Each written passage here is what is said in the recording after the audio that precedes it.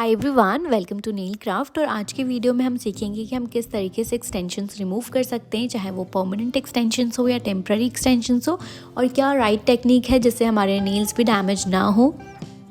और मैंने जो एक्सटेंशंस कर रखा है ये है टेम्प्ररी एक्सटेंशंस, जो कि 30 डेज़ मेरे नेल्स पे स्टे कर गया है और नेल का जो ग्रोथ है वो भी अब दिखना स्टार्ट हो गया है। तो अब इसे रिमूव करने के सिवा दूसरा कोई ऑप्शन नहीं है, क्योंकि ये टेम्प्ररी एक्सटेंशन है तो यहाँ पे हम रीफिल नहीं कर सकते।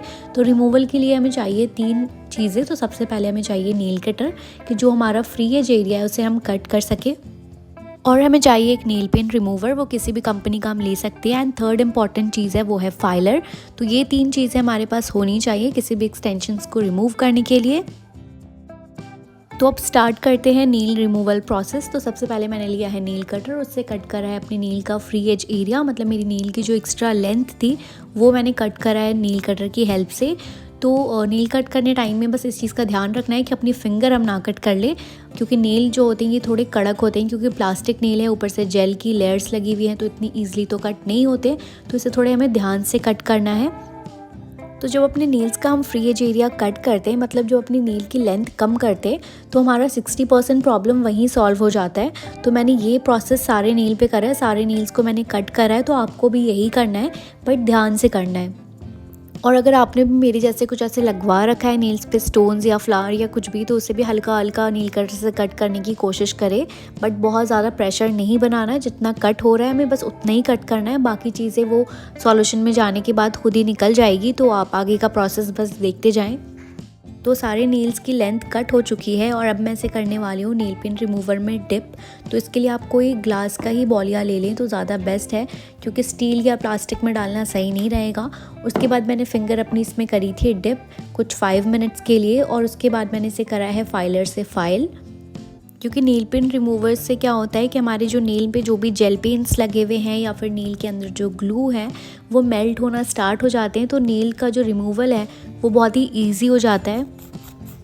और रिमूवर से बाहर निकालने के बाद हमें इसी तरीके से फाइलर की हेल्प से इसे करना है फाइल, क्योंकि फाइलिंग से क्या होगा, हमारे नेल के ऊपर जो भी प्रोडक्ट लगा है, जेल पेंट्स लगी है, वो ईजिली निकलना स्टार्ट हो जाएंगी।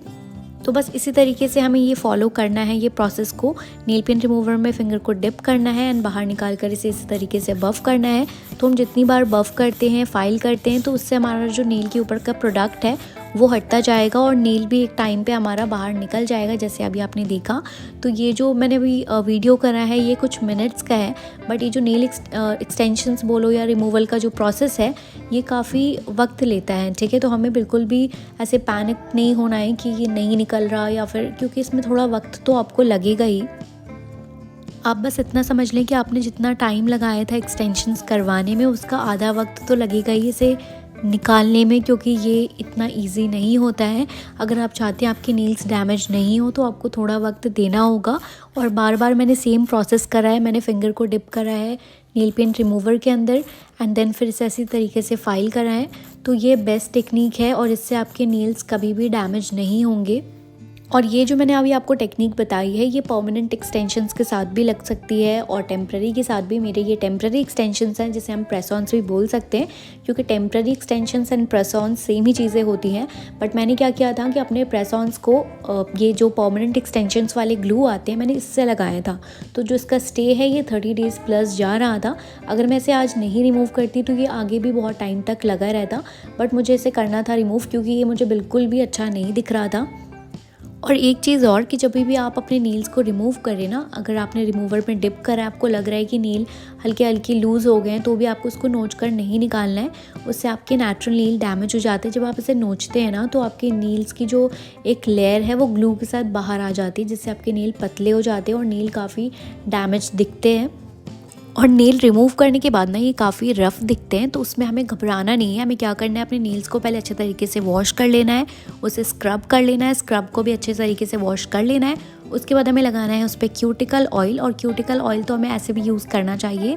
तो अगर आपने एक्सटेंशंस कराया है तो उसके बाद एटलीस्ट आप 1 मंथ तक रेगुलर क्यूटिकल ऑयल तो ज़रूर यूज़ करो, क्योंकि क्यूटिकल ऑयल से हमारे नेल्स काफ़ी हेल्दी रहते हैं, नेल्स की ग्रोथ भी अच्छी होती है।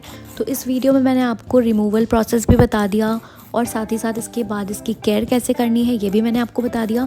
और आपको नेक्स्ट किस टॉपिक पे वीडियो चाहिए आप मुझे कमेंट सेक्शन में ज़रूर बताना।